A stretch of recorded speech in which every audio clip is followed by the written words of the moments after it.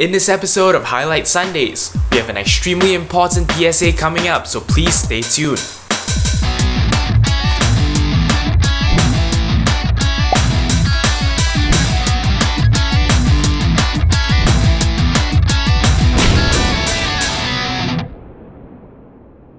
Hello and welcome back to Highlight Sundays. It is the 35th week of 2012 and here are your highlights. First and most importantly, we have our PSA of the week. And you might have heard of this, but an exploit called the 0-day exploit has been found with Java. This affects everyone, you and me included. From what I understand, it is a little workaround that actually allows malicious hackers to get around the security of Java. This of course leaves you exposed to basically anything else they like to do. From my understanding, this only affects the browser applet version of Java.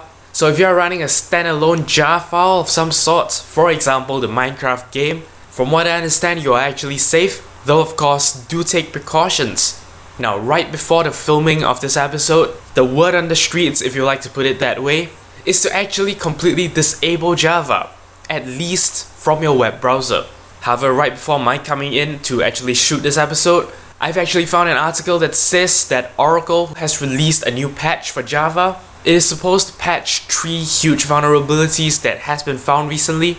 It seems like it has been tested that the fixes do actually work. So if you are in dire need of, say, some Java applet going on in your browser, go ahead and hit up the new download. I believe the version is 1.7 or something along those lines. I will link you to the relevant article in the video description, so you can check out the latest status of this issue.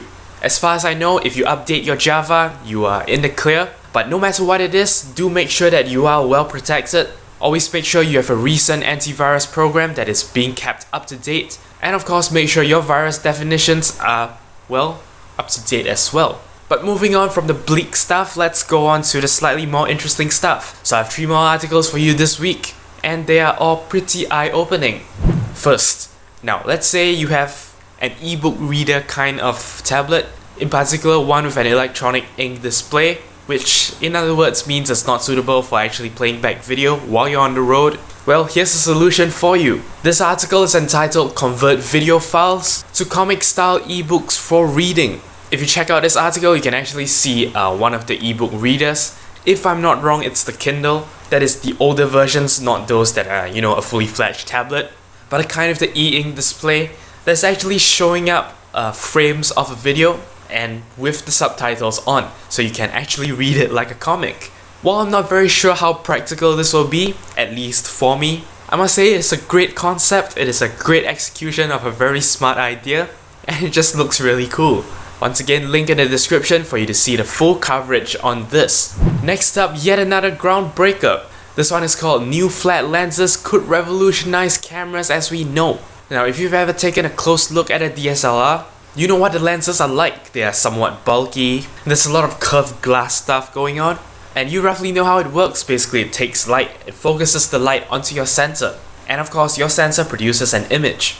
However, if you were to use the simple approach by just placing, your minimal amount of glass in there, what happens is at the edges of photos, there's going to be some sort of aberrations, probably blurring or fringing, and that is caused by the light not being focused directly. Of course, what you get from the front of the lens will not exhibit this, but it's pretty evident from the corners.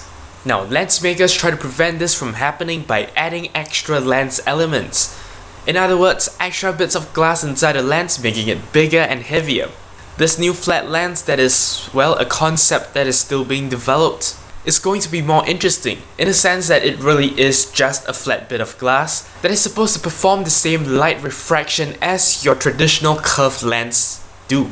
From what I understand, this lens will also reduce the aberrations you get in the corners of the image.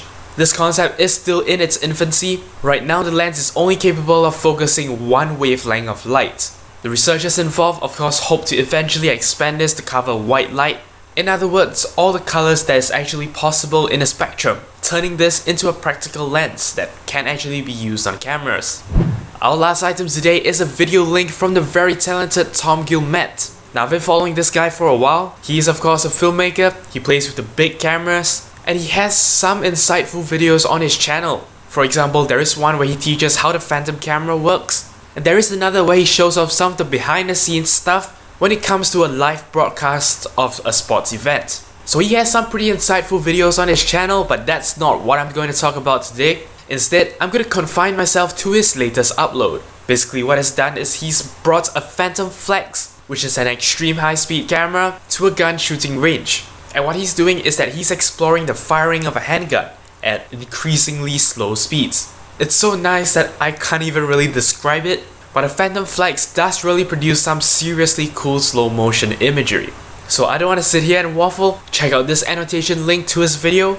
I will of course put a link in the video description as well. Unfortunately, he doesn't put up videos very often, but videos like this make it worth subscribing anyway. Not only is it a wonder to actually watch a handgun fire in slow motion, I think it also serves as a very huge inspiration to filmmakers. If you're making your own muzzle flashes, or if you want to look at how a bullet actually ejects from a handgun, this is the place to go. And it's so slow that you are in no doubt at all. So once again, link on screen and in the video description, go check it out and subscribe to Tom Gilmet. But that's enough waffling for one episode. Thank you very much for dropping by. If you have any comments, queries or suggestions, feel free to leave a comment in the comment section below. As always, before you leave, I appreciate every like, favorite and subscription you give me. But that's all there is for today's episode of Highlight Sundays. Until next time, you are watching 0612 TV.